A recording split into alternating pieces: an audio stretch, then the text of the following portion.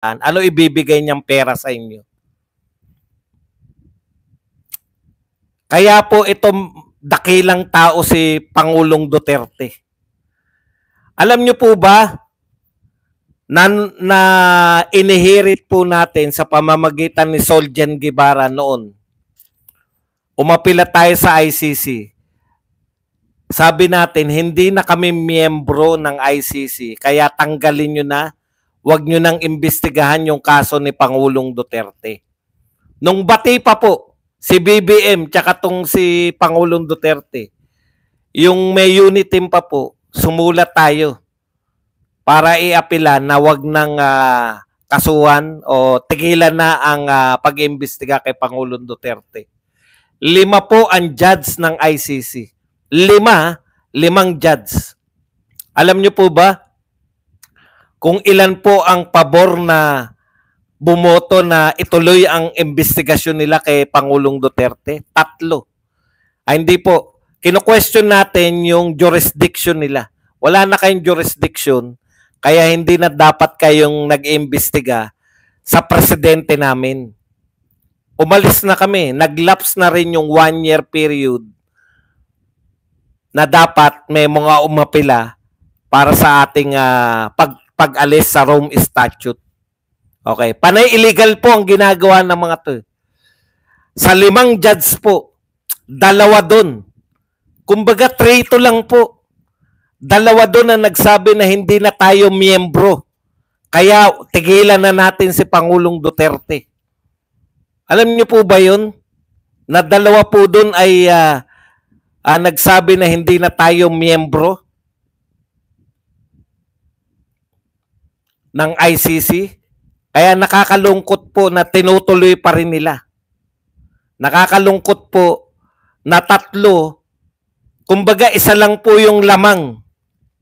Isa lang po yung lumamang dun sa hatol na yun na under pa rin tayo ng ICC. Ibig sabihin, judge mismo ng ICC may duda. Thank you very much kay Ednalyn Morcorf. Bangag, pinalaya yung drug trafficker sa Indonesia. Si PRRD, pinaalis ang drug problem ng Pilipinas. Pinagkanulo po ng makabagong hudas ng mundo, PBM. Thank you very much po. Sa makatuwid, isa lang po yung nagpanalo sa kanila na tayo ay membro. Judge na po ng ICC yun, ha? Yung judge mismo, may duda sila, yung 2. Natalo lang sila, 3 nga eh. Kaya tinuloy pa rin nila yung mga investigasyon kay Pangulong Duterte. Yung judge po na 2, sabi, wala na talaga tayong hold dyan, wala na tayong jurisdiction dyan kay Duterte dahil umalis na yung Pilipinas sa ICC. Pero yung presidente natin, walang duda. Yung judge na ng ICC, may duda na, no? Pero yung presidente natin, walang kaduda-duda na dapat makulong si Pangulong Duterte. 3 po. 2 po dun sa judge na yun. Ewan ko kung nariyan pa rin yung judge. Baka tinanggal na yung 2 judge na yun. So kung yan pa rin po yung judge, ang dami mong pinalaya. Basta may mga kinalaman sa droga, pinakikiusap. Nagpunta pa rin. Pero yung mga may binitay po sa Saudi, hindi yata droga kasi ang ano nun. Bakit hindi na? Bakit nabitay po yung sa Saudi? Tanong nyo kung ano kaso, baka hindi naman droga. Pero pag droga po ang kaso,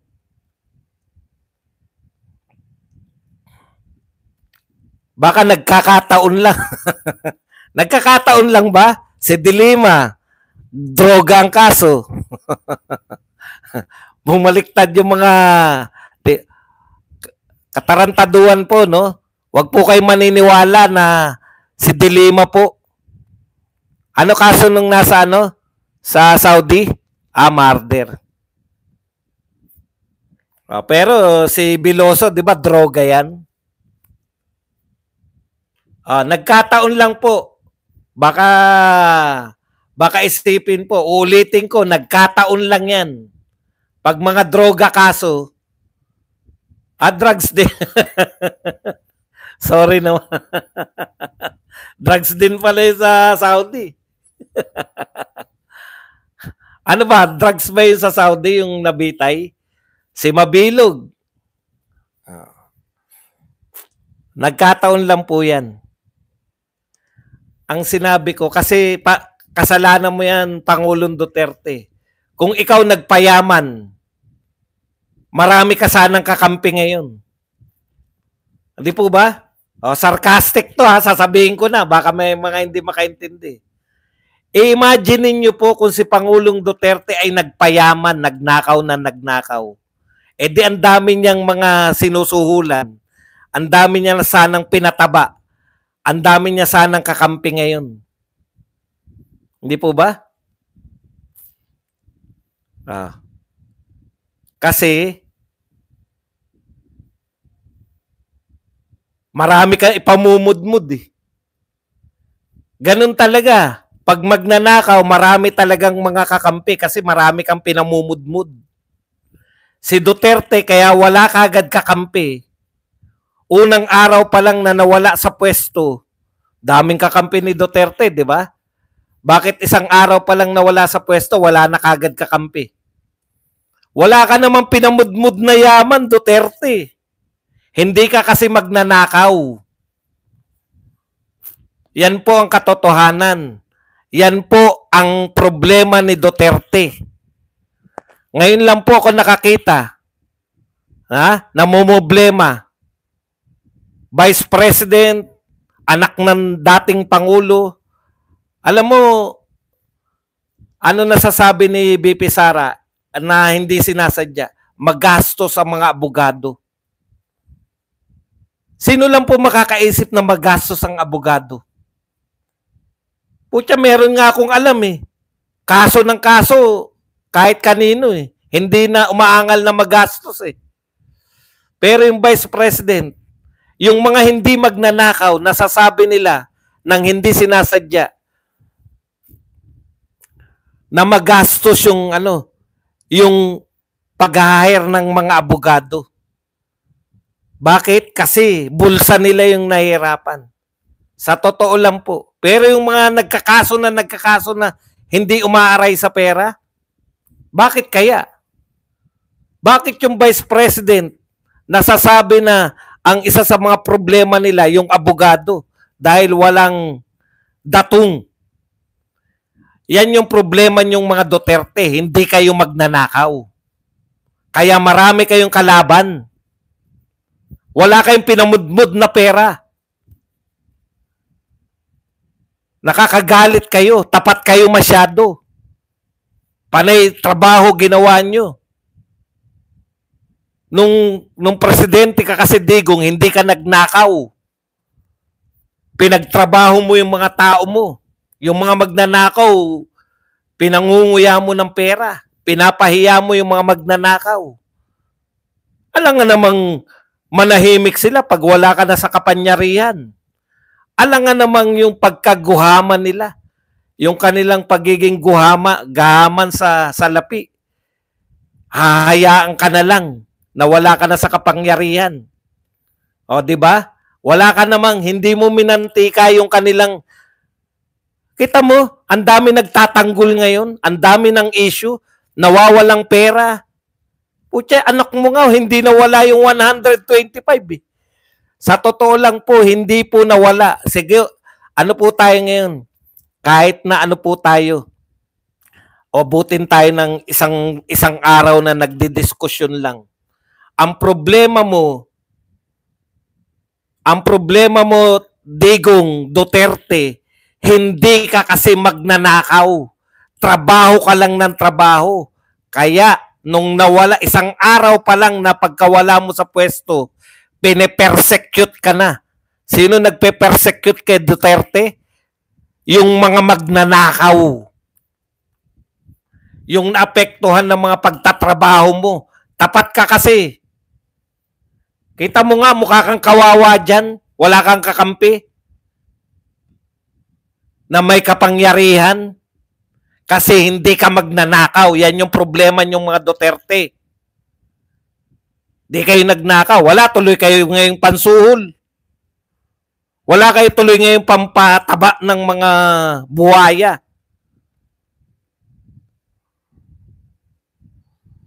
Josie Daria, wag nyo akong paandaran ng mga natatabunan ng issue, ha.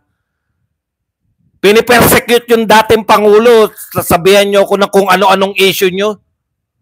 Wag nyo akong kakantsawan rito ng ng mga issue na eto na po ang tunay na issue. Ano pa bang tatabunan? May mas malala pa ba rito? Illegal tong aresto na to. Ayon mismo kay Pangulong Duterte, basahin natin yung sinabi ni Tatay Digong. Yun man lang magawa natin.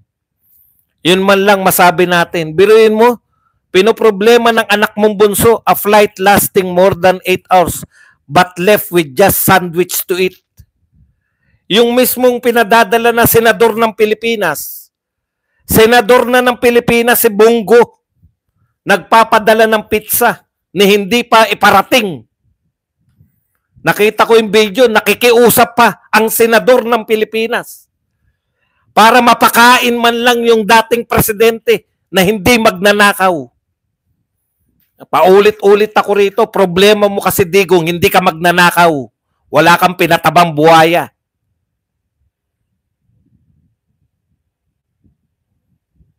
Wala naman talaga ninakaw si BP Sara, yung 125 nga. Sila na nga nagpatunay, kanino napunta? Kay Mary Grace Piatos, kay Kokoy Villamin, yun po yun eh. Hindi lang nila matanggap na walang ninakaw si BP Sara. Sila na nga nagpatunay eh. Kanino napunta? Eto, kay Mary Grace Piatos. Wala silang sinabi na binulsa. Ang sinasabi, sila mismo nagsasabi na si BP Sara binigay kay Mary Grace Piatos. Alam natin lahat kung ano nangyari. Tinatanong yung spokesperson ng PNP, tumakbo. Dapat ba, Marivic? O, tanggalin nyo na yan si Marivic. Wala kaming panahon ngayon makipagtalo sa inyo. Lahat ng mga bababoy, tanggalin nyo. Okay. Kita mo, COA daw nagsabi kulang sa papeles. Ganun talaga sa gobyerno, may kulang talaga sa papeles. Tanga. Kaya nga, pinakukompleto lang ng COA eh. Sinabi ba ng COA na binulsa? Hindi. Tangengot tong mga to. Wag na natin sagutin yung mga yan. Punta na po tayo rito. Ito po ang sinabi ni Tatay Digong kay Harry Roque. Final decision of PRRD, let's end this madness. Hindi ako papayag. This is a government-sponsored kidnapping. Mula po sa bibig ni Tatay Digong na pinahatid ni Harry Roque, this is a government-sponsored kidnapping. Kinidnap ninyo ang presidente ng Pilipinas. Ang kasalanan ni Tatay Digong, hindi siya magnanakaw. Wala siyang pinatabang mga buhaya. Pinagtrabaho niya ng pinagtrabaho. Ayaw po ng mga tao na pinagtatrabaho sila nang hindi sila tumataba. Kaya ngayon wala siyang kakampi sa mga buhaya. Sa mga buhaya, itinatama ko po kayo. Ang kakampi po ni Tatay Digong, mamamayang Pilipino. Sa mga buhaya, walang kakampi dahil wala kang pinataba. Wala kang inalagaang buhaya. My goodness, simple-simple lang ang maging pinuno. Duterte kayo. Hindi kayo marurunong maging pinuno. Magnanakaw ka, patabain mo yung mga buhaya, okay ka na sa buhay. Ang ginawa ninyo, nagtrabaho kayo ng maayos, inayos nyo ang Pilipinas, hinangaan kayo ng buong mundo dahil sa ginawa nyong war on drugs, no? Tapos hindi kayo nagnakaw, kaya wala kayong naalagaan ng mga buhaya, kaya lahat ng buhaya ngayon, na ang taba-taba nila lahat ngayon, sila po ang kalaban ninyo.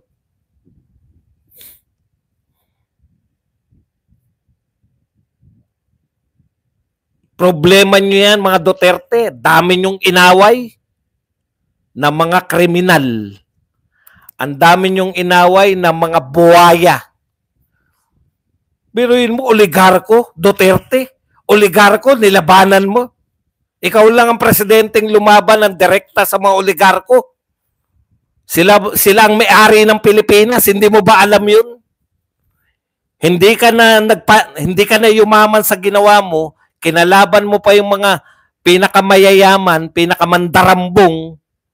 Ayan ang nahita mo.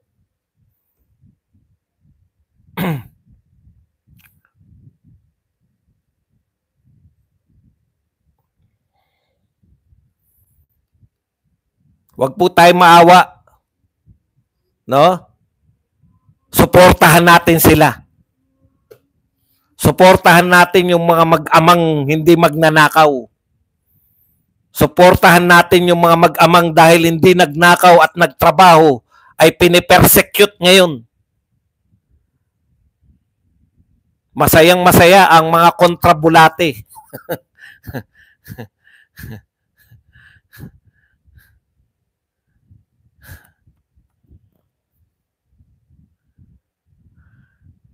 Ito po ay government-sponsored kidnapping. You supposed to protect your citizen. Kahit isang pinakamaliit na OFW na nagtatrabaho sa pinakasulok ng mundo, poprotektahan yan ng gobyerno.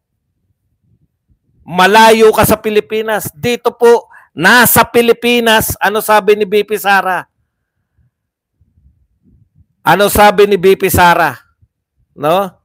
Nasa Pilipinas. Nawala na yung sinabi ni BP Sara.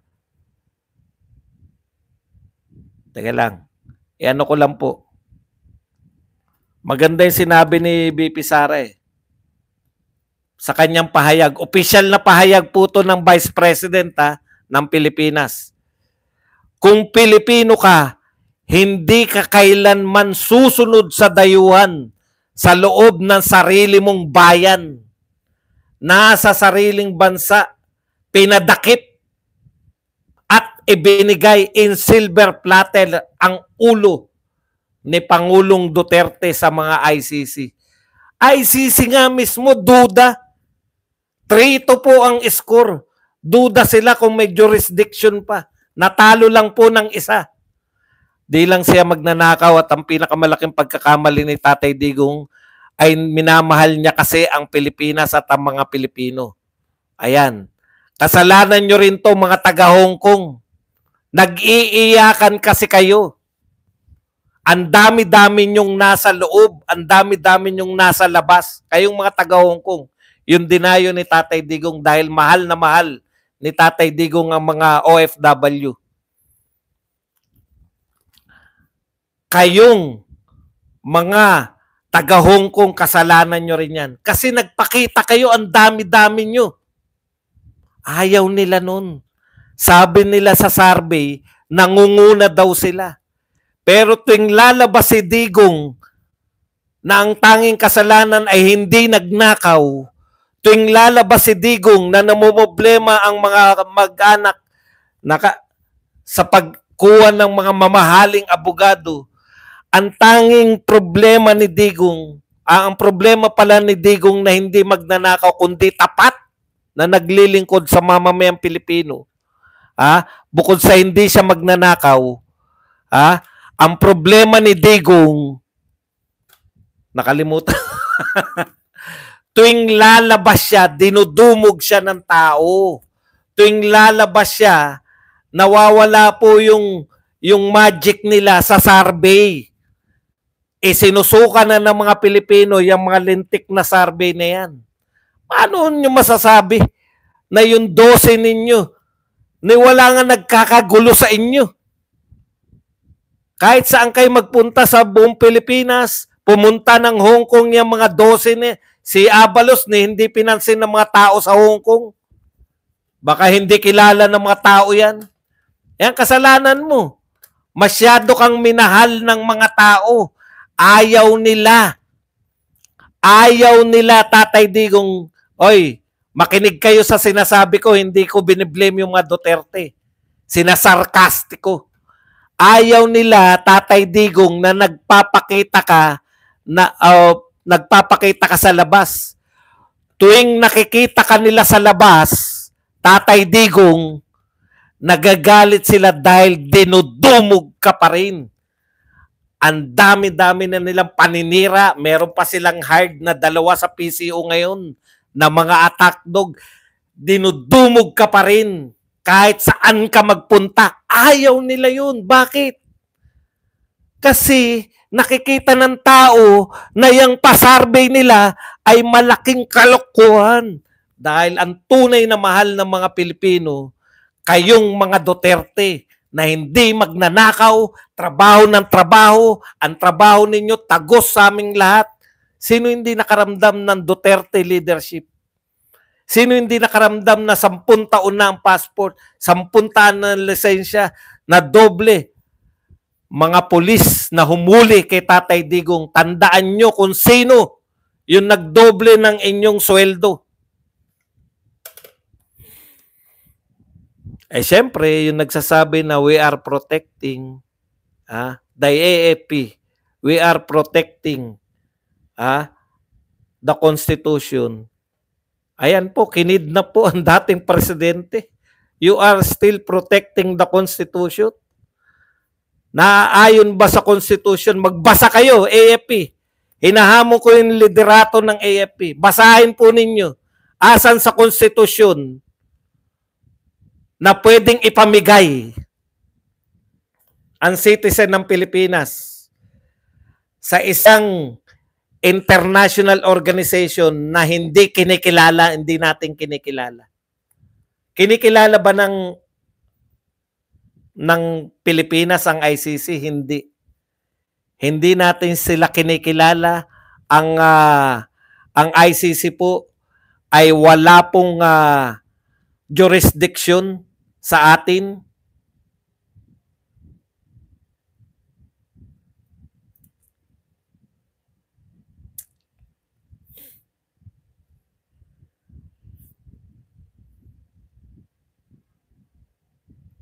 Yan po. Pwede po ba isurrender? Pwede po bang isurrender yung isang mamamayang Pilipino sa isang organisasyon na hindi natin kinikilala? Bakit kasi sumama? Bakit kasi sumama? Sa tingin nyo, dapat pumalag si Duterte? Natawa naman ako dun sa bakit kasi sumama.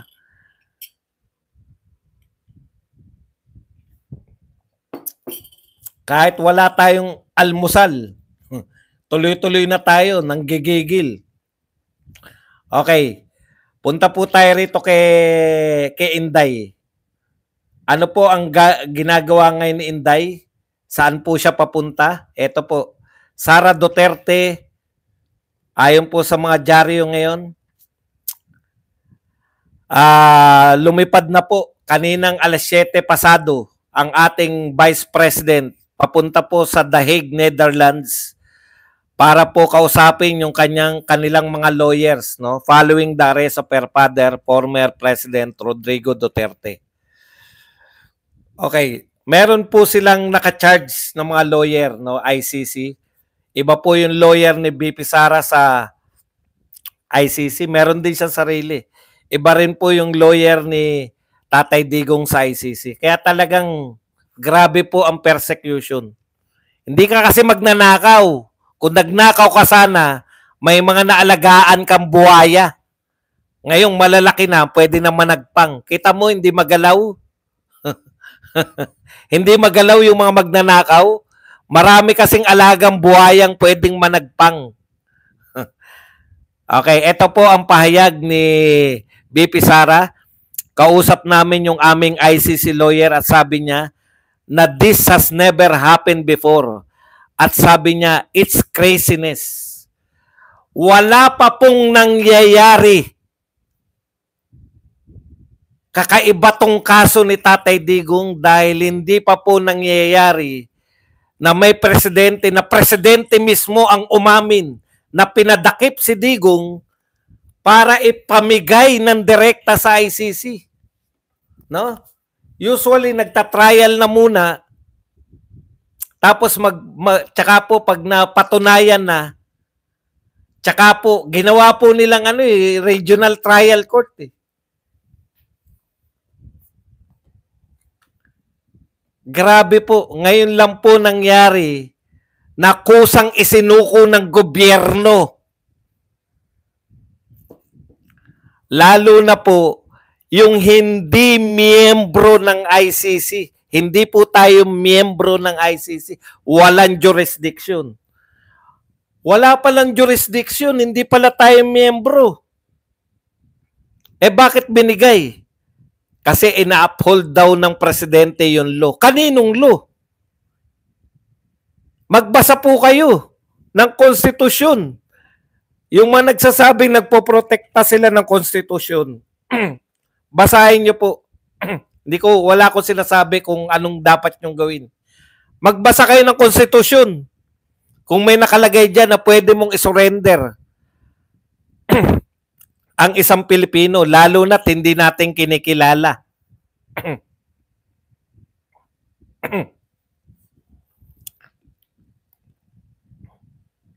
Okay. Alam nyo po, nakakatakot sa Pangulo yung napakatalino kasi nakakagawa po siya ng paraan para magnakaw. Ito po, nakakatakot sa isang leader yung napakatalino. Bakit? Kasi nagkakagawa siya ng paraan para magnakaw. Hindi ko po sinasabing ito po, ipagpapauna ko po. Ito po in general. In general po to. Kung ito po ay nahahawig sa tunay na pangyayari, tamaan na sana ng kidlat yung napaghawagan. Okay. Mahirap po ang matalinong leader na magnanakaw kasi nakakapagnakaw siya ng patago. At dahil matalino siya, nagagawa niyang mag-extend ng kanyang panunungkulan. Di ba? Nagagawa niyang baguhin ang saligang batas. Mahirap po ang magnanakaw ng matalinong pinuno. Parang may kilala kayong ganyan. Ulitin ko, ito po ay hindi pa tama kung kanino man. In general po to. In general. Pag sinabi pong general, para po applied po sa lahat. Pero kung tinamaan ka, sana tamaan ka na rin ng kidlat. Mahirap po sa matalino yung magnanakaw na pinuno dahil nakakapagnakaw siya nang hindi nahalata at na-extend niya ang kanyang panunungkulan. Thank you very much kay AM. Yan. Gawin na nating moderator si AM. Teka lang Josie Daria, thank you very much. Ang dami po nagbibigay. Pasalamatan lang. Kampong Chicken, thank you very much. Ayan.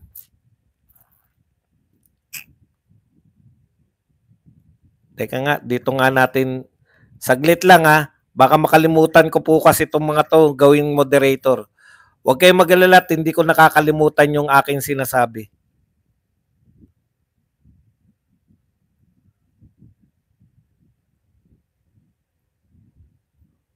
Sabi ni AM, great job Bangag, siningot si matandang fentanyl sa silver platter. Islaba yun. Walang iyak.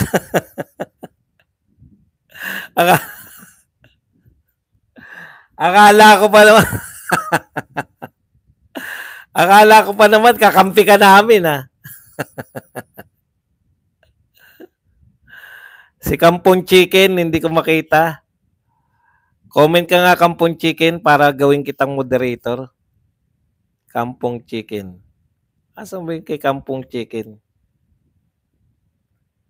Argo, thank you very much. Patalastas muna tayo para gawin muna natin tong mga moderator, tong mga nagpakape. At baka, nasan ka ba Kampong Chicken? Gawin nating moderator. Hindi ko makita Dito na nga natin. Saglit lang ha. Iano ko lang po to si Kampon Chicken.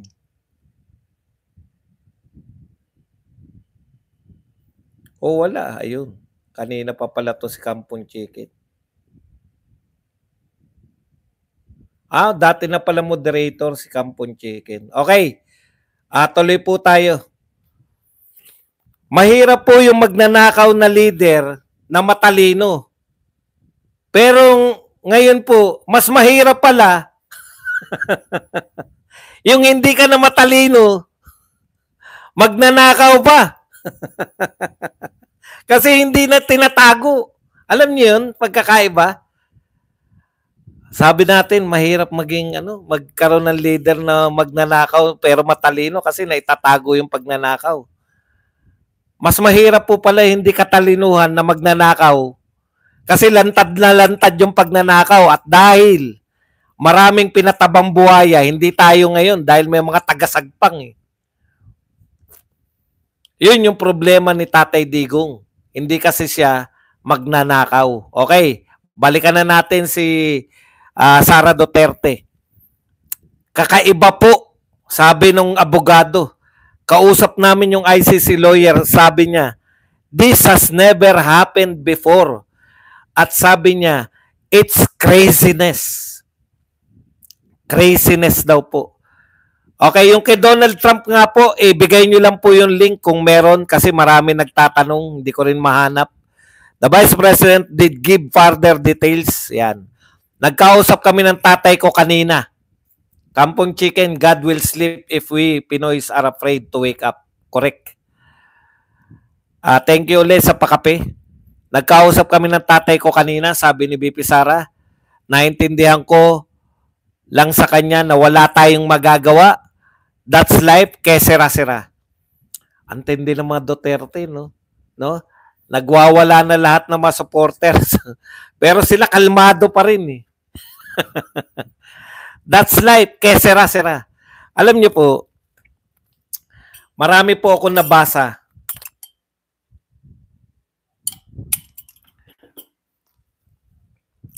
Tungkol sa buhay ni Rizal, na kaya siya kalmado, alam niya na eh. Inihanda niya na yung sarili niya sa greatness. No? Alam niyo yun?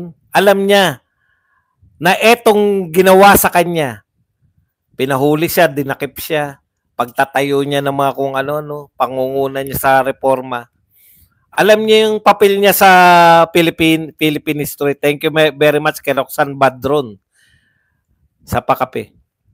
Alam niya yung papel niya sa Philippine history. Magiging dakilang tao siya balang araw. Niyayakap niya yung kasaysayan. Hindi niya mamimiss yung chance. Marami nagpapatunay na si Rizal ay tawag doon, yung sinasadya niya yung pagiging bayani niya. Meron siyang plano maging bayani. Kinukumpara ko lang kung bakit napakakalmado ni Tatay Digong. Hindi kaya naporsi na niya? Kasi sa mga pronouncement niya sa Hong Kong, pag nakulong ako, mag-contribute na lang kayo para pampatayo nyo ng bantayog ko. Katabi ko si Rizal. Si Rizal may hawak ng libro, ako may hawak ng baril. Yung conscious hero, yun. Rizal is a conscious hero. Etong si Pangulong Duterte kahit kalmado, consciously, alam niya na tong ginagawa sa kanya. No?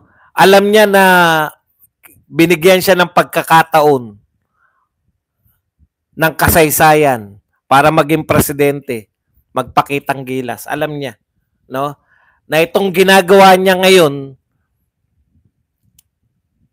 consciously, alam niya na pwede niya maging kapantay si Rizal. kaya ako, doon ako nakakalma eh. Napanood nyo ba yung interview, yung dinumog ng press tsaka ng mga vlogger si BP Sara? Kalmadong-kalmado sila. Expected na nila, alam na nila, handa sila, may mga abogado sila, magastos lang ang pag-abogado. Yan yung sinasabi ni BP Sara. Yung consciousness ni Rizal to become a national hero. Naporsi na niya. Kasi pwede siyang tumakas anytime. Kung tumakas si Rizal, hindi siya binaril sa Luneta, hindi siya hero ngayon. Nagsulat ka lang ng libro, wala ka namang pinamunuang revolusyon. Conscious hero. Si Tatay Digong, pwede na siyang manahimik. Pwede siyang makipag-purge. Alam niyo yung madali po yung di ba? Madali pong patahimiki madali pong malutas yung problema ng mga Duterte. Kakausapin niya lang si Marcos, makikipag-deal lang siya. Pero hindi niya po ginagawa yan. Hindi niya kino-compromise yung mga paniniwala niya. Paniniwala niya, tama po yung war on drugs.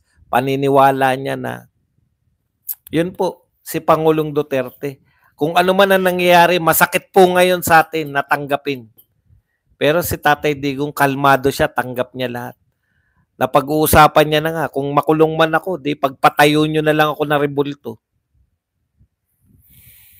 Alam niya nang gagawin sa kanya sa dami na nasaktan ni Tatay Digong nung siya'y namuno, sa dami ng magnanakaw, sa dami ng mga kriminal na winalanghiya, legal na kriminal at mga illegal na kriminal. Both ways. Yung legal na kriminal, putya, yan yung mga hinahangaan. Hinahangaan ng publiko, mga bilyonaryo. Legal ang pagnanakaw. So, walang illegal sa ginagawa nila. Legal nga Yan po yung mga oligarko. Di po ba? Pero in-expose po sila ni Tatay Digong. Hindi po natakot si Tatay Digong. Kaya talagang eto po yung bawi. Sa tingin nyo ba, isang tao lang to? Kulminasyon po to. Sama-sama, hindi nila kaya. One-on-one, wala pong may kakayahan na gumawa nito kay Tatay Digong. Ito po ay pagsasama-sama ng mga nakalaban ni Tatay Digong. Mga magnanakaw, illegal o legal man, nung kapanahunan niya. Tuloy po natin yung sinabi ni BP Sara. Sa totoo lang, dapat hindi talaga yan umalis ng bansa si former President Rodrigo Duterte. Nakalagay sa rules ng ICC. ICC rules na po mismo. Sa rules po ng ICC, ito po nakalagay, sabi ni BP Sara, na the defendant should be taken to a local court. Ano ibig sabihin ng local court? Philippine court? Dapat daw ang defendant, si Pangulong Duterte, ay dinala sa local court. Dinala po ba? Hindi na po. Nakaalis ng airport. Doon na sa Villamor mismo. Isinakay sa private plane. Ang private plane po ba ay local court? Hindi po. Kaya po, kung matino po ang ICC, dismiss po kagad yan. Kasi illegal. Illegal po ang ginawa kay Tatay Digong. Dapat dinala siya sa korte. At yung proseso natin sa loob ang masusunod para implement ang warrant. Kung may warrant po ang ICC, ipapadaan din sa local court. Okay. Kaya po ang dami. I wrote him a letter and he replied that he will be there will be no cooperation. Mismo pala si BP Sara sumulat kay BBM na hindi makikipag-cooperate sa ICC. There is no legal basis at all to turn over or endorse the former president to the ICC. Kung para sila sa justice at batas, walang batas dito So nasaan sila?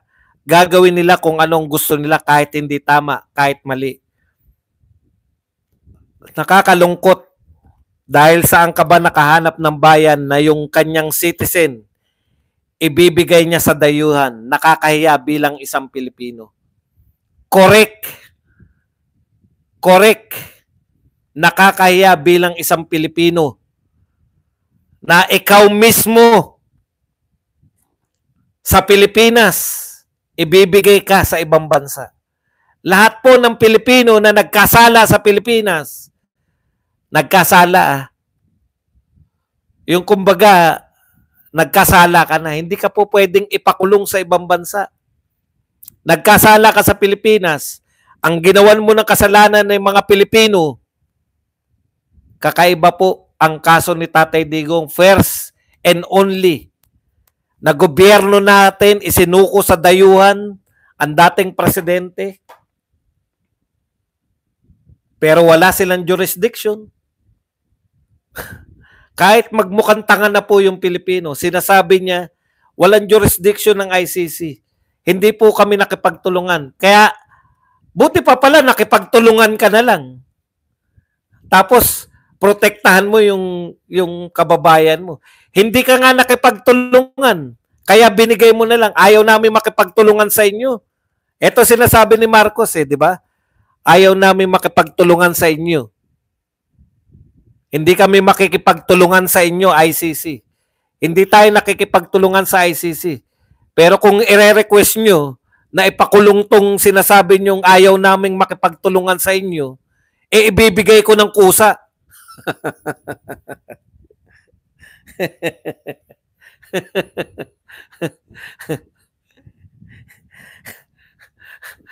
Hindi kami makikipagtulungan. Kahit po hanggang kagabi, sinasabi niya, wala kaming ginawang tulong. Hindi kami nagbigay ng ebidensya. Walang pakikipagtulungan. Pero pag nirequest nyo na ipakulong si Duterte, ibibigay namin sa inyo in a silver platter. Tindi mo, boy.